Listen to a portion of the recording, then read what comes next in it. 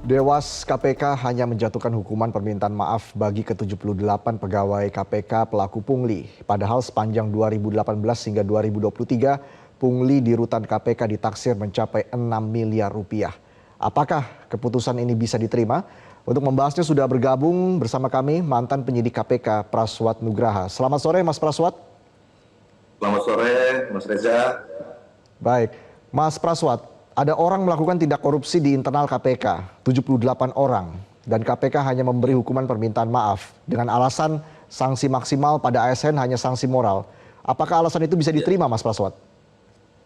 Ini yang menurut saya memang paradoks ya Mas Reza. Maksud saya KPK, Dewas KPK tiba-tiba saat ini merujuk pada Undang-Undang ASN. Sementara ketika kemudian KPK ini kan lembaga yang spesialis diatur di Undang-Undang 19 2019, makanya ada Dewas. Jadi kita punya sistem penegakan kode etik dan sistem sanksi sendiri yang menggunakan namanya ada Dewan Pengawas, diatur dalam Undang-Undang 19 2019. Kenapa kita tetap eksis, Dewas tetap dipertahankan sampai hari ini, itu karena diatur secara spesifik. Maka kita ngomong bahwa kita berlakulah lex spesialis pada kita. Jadi nggak kemudian tiba-tiba dicomot-comot nih penerapan hukumnya. Seolah-olah kalau kita ngomongin sanksi kita akan merujuk pada Undang-Undang ASN. Kalau kita ngomongin Dewas kita akan merujuk pada Undang-Undang KPK. Sementara kondisi yang sekarang korupsi sudah sifatnya sudah sistemik di rutan.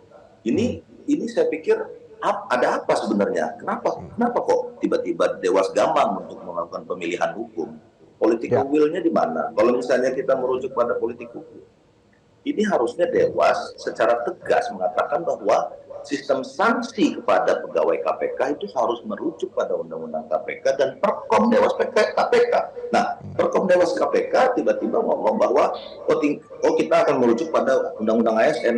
Ini yang sebenarnya menjadi kritik bagi kami semua. Kenapa kok kalau gaji misalnya kita ngomong, apakah gaji KPK merujuk pada ASN yang umumnya? Kan enggak. Dia punya sistem sendiri dengan penilaian besaran nilai sendiri spesifik. Lalu sistem yang ada di KPK juga banyak sekali yang merujuk pada undang-undang KPK, termasuk hukum acara. Hukum acara juga merujuk secara spesifik lex spesialis. Nah, ini nggak bisa didiamkan begitu saja karena menurut saya ini sudah sampai di titik yang sangat-sangat sudah nggak tahu lagi nih Mas. Kalau misalnya kita ngomong bahwa berapa sih jumlah anggota di direktorat? Sekitar 40-50 orang per direktorat. Ini 90 orang. Artinya hampir seluruh, saya nggak tahu jumlah total sekarang untuk penjaga rutan berapa. Tapi dari segi kuantitatif, itu sudah hampir seluruh direktorat. Satu direktorat ini korupsi semua. Gitu. Kalau misalnya kita ngomong bahwa ini kuantitatifnya gimana? Kualitatifnya, ini Mas Reza, yang harus kita wanti-wanti, ini pemerasan terhadap keluarga para narapidana yang sebenarnya dalam kondisi yang quote and quote itu sudah tidak punya pilihan lagi selain mengikuti apa keinginan dari para petugas rutan. Ini nggak bisa kita lihat sebagai sesuatu hal yang remeh-temeh atau misalnya kita ngomong, oh ini kan korupsinya 1 juta, 2 juta, cuman dia rutin selama dilakukan 5-6 tahun. Ini nggak bisa seperti itu karena kondisi ini. Dan ini sudah terstruktur sejak 2018, Mas Praswat. Ya. Dan ini sudah terstruktur sejak 2018, Mas Praswat. Kenapa ini bisa terjadi dan seakan-akan seperti dipelihara, Mas Praswat? Jadi sekitar sudah 6 tahun artinya terjadi peristiwa ini yang sistemik dan terstruktur ini. Saya juga agak bingungan kalau misalnya kemudian kita ngomong berdebat, misalnya ada perdebatan bahwa ini kan pegawai-pegawai di level pelaksana, teknis, nilai suapnya juga tidak substansial. Memang 6 miliar jumlahnya, tapi kan banyak yang ngomong bahwa ini dilakukan oleh banyak orang, masing-masing cuma sekian juta. Menurut saya nggak seperti itu, karena KPK itu zero tolerance, harus ada toleransi, nggak bisa, nggak ada pilihan lain. Dia harus tidak boleh sama sekali 0 rupiah nilai korupsinya. Nah, ini saya nggak tahu apa yang terjadi sekarang di dalam Dewas. Sekali lagi ini membuktikan bahwa memang undang-undang KPK yang baru, revisi undang-undang itu gagal dan menyebabkan sekarang multivalent organ nih kalau dalam bahasa medisnya, gagal fungsi lah sebuah lembaga yang namanya Dewan Pengawas KPK, karena dia hanya bisa menghimbau seseorang atau kemudian dia bisa menjatuhkan hukuman semaksimal mungkin itu hanya permintaan maaf. Ini kan jadi dagelan ya, Mas Reza.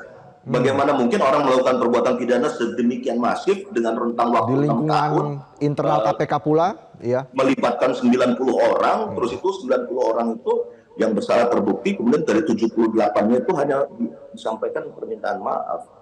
Ini saya nggak tahu mau dibawa kemana hukum negara ini. Oke, Mas Praswat, sebenarnya sesulit apa sih memetakan potensi penyimpangan di dalam KPK dan juga menindak tegas para pelaku korupsi di internal KPK? Karena menurut Dewas KPK sendiri hampir semua tahanan itu setor uang di rutan KPK, Mas Praswat. Iya, ini sebenarnya karena sistemnya seolah-olah dibuat tertutup ya, Mas Reza. Jadi rutan ini kan adalah rutan KPK. Pengelolaannya dikelola oleh KPK. Memang dia di bawah secara keorganisasian ada di bawah Kementerian Hukum dan HAM, Ditjenpas. Tapi bangunannya ada di bangunan kita, ada di rumah kita, selnya ada di kita, tahanannya ada di kita. Artinya semua orang tahanan KPK itu tidur di dalam rumah kita. Seharusnya ini sesuatu yang tidak menjadi sesuatu yang sulit untuk mengatur, untuk mengelola dan mengaturnya menjadi satu lingkungan yang memang zero corruption ya. Tidak ada praktek korupsi sama sekali di sana. Jadi menjadi pertanyaan kita, bagaimana mungkin KPK mengatakan say no to corruption di ujung Papua Pegunungan misalnya, atau di ujung Aceh, Pulau Sabang dan lain-lain.